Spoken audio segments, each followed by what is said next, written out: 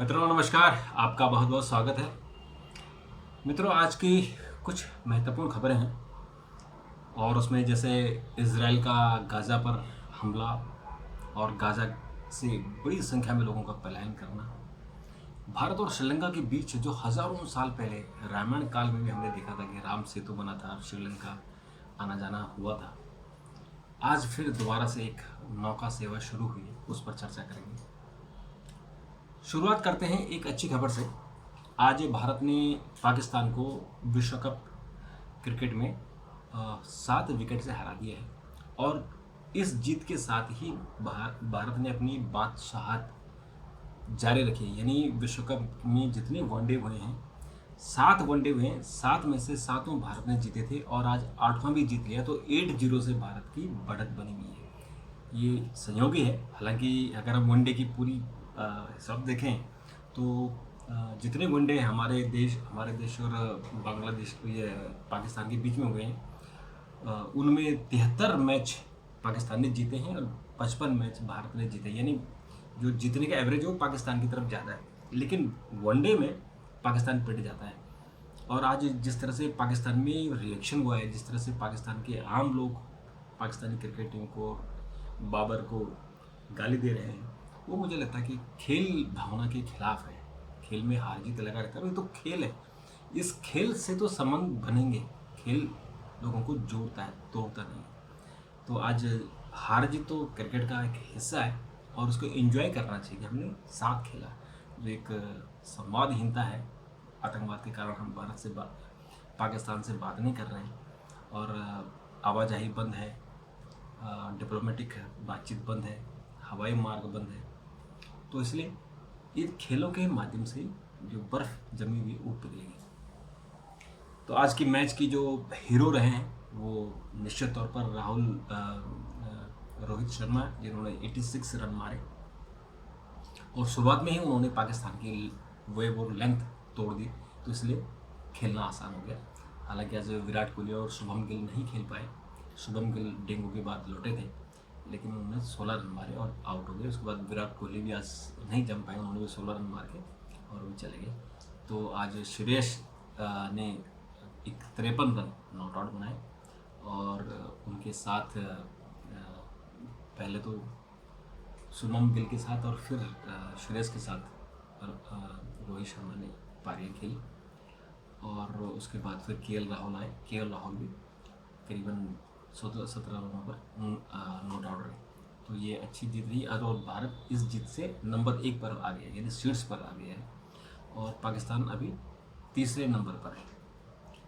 तो अब जो अगला मैच होगा, अगला मैच भारत और बांग्लादेश के बीच में होना है, तो उस पर भी हम चर्चा करेंगे। तो आज की अच्छी खबर ये थी कि हमारी जो बादशाहत थी पाकिस्तान पर वो बरकरार रही और शुरुआत में लग रहा था, जो उन्होंने शुरुआत 2 विकेट पर 155 रन बना दिए थे, बाबर आजम ने 50 रन मारे थे, तो इन दोनों 2 प्लेयरों ने उनके अच्छे खेले, बाकी प्लेयर सब खेल नहीं पाए। तो बाकी हम इस पर और चर्चा करेंगे। हमारे ऐसे बुमराह और सिराज और हार्दिक पांड्या, इन तीनों ने 2-2 विकेट लिए और बहुत अच्छी इन्होंने पाकिस्तान की कमर तोड़ दी। मित्रों आज जो दूसरी खबर है, बड़ी खबर है, वो है इजराइल को लेकर। और इजराइल ने जो गाज़ा में उनका जो हमला करने का, आतंकवादियों को पकड़ने का, उनको मार गिराने का अभियान है वो जारी रहा और उन्होंने फ़िलिस्तीनियों का प्लान वहाँ से शुरू हो गया, क्योंकि वहाँ से बमबार्ड हो रही है, इजराइल बम फेंक रहा है और बम भी बहुत ख़तरनाक है, वो लेज़र से संचालित है। वो जहाँ टारगेट कर रहे हैं वहीं बम गिर रहा है, जहाँ गिर रहा है वहाँ वो ख़त्म हो जा रहा है। तो इस तरह से ये जो गाज़ा में करीबन आज ऐसा एक अनुमान आया है, जो स्वास्थ्य मंत्रालय की रिपोर्ट आई है कि 724 बच्चों समेत 2200 लोग मारे गए हैं। ये गाज़ा की स्वास्थ्य मंत्रालय ने कहा, यानी फ़िलिस्तीन के। तो आप सोचिए कि इजराइल ने किस तरह से हमला वहाँ किया है कि 2200 लोग मारे जा चुके, जिसमें 724 बच्चे। कितना क्रूर है। लेकिन इसके लिए हमास जिम्मेदार है। अगर हमास इजराइल पर हमला नहीं करता और वहाँ के करीबन 1500-1600 लोगों को नहीं मारता तो ये स्थिति नहीं होती। तो आज वहाँ से बड़ी संख्या में ऐसा एक माना जाता है कि 1300 इजरायली मारे गए। तो बड़ी संख्या में लोगों ने 10 लाख फिलिस्तीनी उत्तर गाजा को खाली करके सुदूर दक्षिण की ओर चल पड़े, क्योंकि इजराइल ने उनसे खाली करने को कहा था। इजराइल ने कहा था कि वहाँ बम फेंकेंगे। तो बड़ी संख्या में लोग वहाँ से पलायन कर रहे हैं। और देखिए कि एक ज़माने में कभी रहा होगा, ईसा से 4000-5000 साल पहले ये सारा इलाका यहूदियों का था। और उसके बाद जब यहूदी वहाँ से खदेड़ दिए गए तो ये सारा जो अरब देशों के हिस्सा था, जो ओटोमन एम्पायर था, उनका सारा हिस्सा था। और कैसे फिर इजराइल खड़ा हुआ अपने धर्म और भाषा के आधार पर, और कैसे उसने वापस अपनी ज़मीन ही ली और फ़िलिस्तीन से एक छोटा सा हिस्सा लिया था, और धीरे धीरे किस तरह से बढ़ता चला गया। और जो वेस्ट बैंक है उसको भी ले लिया, यरूशलेम को ले लिया, और अब गाज़ा की बारी है। तो गाज़ा भी मुझे लगता है कि हफ्ते 10 दिन में उसको भी ले लेगा। और नेतन्याहू ने, जो प्रधानमंत्री हैं इजराइल के, उन्होंने साफ कर दिया कि हम तबाह कर देंगे, छोड़ेंगे नहीं। और ये बात तो पाकिस्तान को भी पता थी, ये बात फ़िलिस्तीन को भी पता थी कि आप बर्रे के छत्ते पर हाथ डाल रहे हैं, आप बम विस्फोट कर रहे हैं, आतंकवादी हमला कर रहे हैं, तो इजराइल छोड़ेगा नहीं। और मित्रों, इस पर मैं आपसे डिटेल में फिर एक चर्चा करूँगा कि जितने भी अमीर लोग हैं, जितने भी स्टार्टअप हैं, वो सब यहूदियों के हैं। गूगल, व्हाट्सएप आपके, और न जाने कितने जितने स्टार्टअप हैं जो आज पूरी दुनिया पर राज कर रहे हैं, वो सारे यहूदियों के हैं। तो इस पर मैं एक अलग से आपसे चर्चा करूँगा। तो जो ये इस्लामिक देश के लोग हैं, जो इस्लाम को मानने वाले लोग हैं,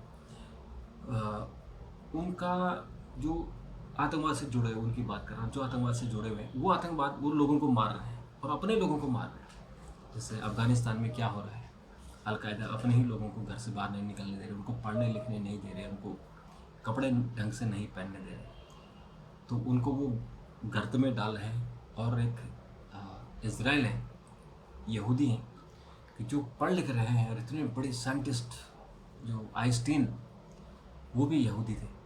तो इतने बड़े लोग साइंटिस्ट बन रहे, इतने बड़े वहाँ इंजीनियर बन रहे, इतने बड़े doctor, Nobel award, maximum Nobel award यहूदियों को मिला है। तो वो पढ़ लिख के अपना दिमाग खोले, तो उनसे कहाँ आप लड़ पाओगे?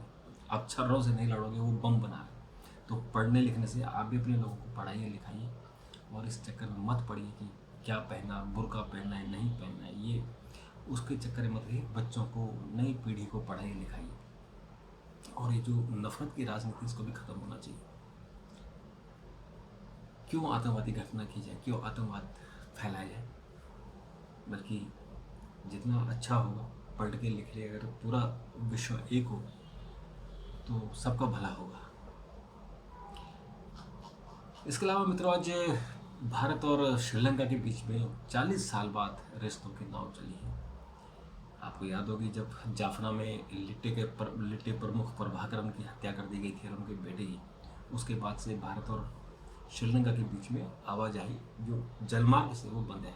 हवाई मार्ग से तो है, और हमारे राजनयिक रिश्ते भी अच्छे हैं, लेकिन जो तमिलियन को लेकर जो भाषा के आधार पर था कि जो सिंहली लोग हैं श्रीलंका के, सिंहली भाषा और तमिल भाषाई लोगों के बीच में जो झगड़ा था जाफना को लेकर, तो फिर लिट्टे एक संगठन बना जिन्होंने अपनी भाषा के आधार पर अपनी पहचान बनाई, और फिर उनको श्रीलंका के राष्ट्रपति ने एक अभियान चला के और फिर उनको मौत के घाट उतारा, और उसके बाद से वहाँ लगभग शांति, लेकिन वहाँ से तमिलों को भगा दिया गया है, मैक्सिमम लोगों को। तो आज 40 साल बाद जो प्रधानमंत्री नरेंद्र मोदी ने द्विपक्षीय संबंधों को मजबूत करने के लिए शनिवार को नौका सेवा बहाल की है। और ये नौका सेवा का जो इसकी स्वागत करते हुए राष्ट्रपति सानिल विक्रमसिंघे ने कहा कि इसमें दोनों देशों के बीच कनेक्टिविटी, व्यापार, सांस्कृतिक संपर्क में सुधार मिलेगी।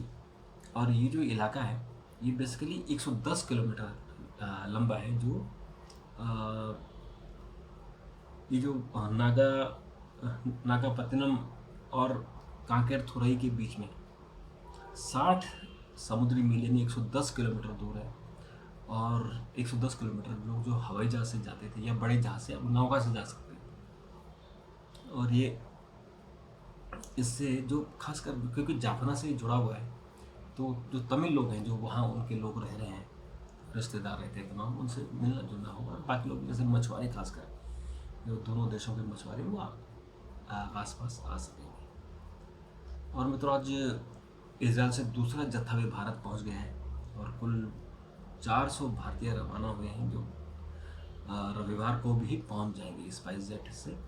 और एक एयर इंडिया से 400 और लोग आ रहे हैं। तो हमारे यहाँ लगभग 400 लोग, यानी 235 पहले दिन पहुंचे थे, 235 दूसरे दिन, तो लगभग 470 लोग पहुंच चुके हैं, 400 और आ रहे हैं।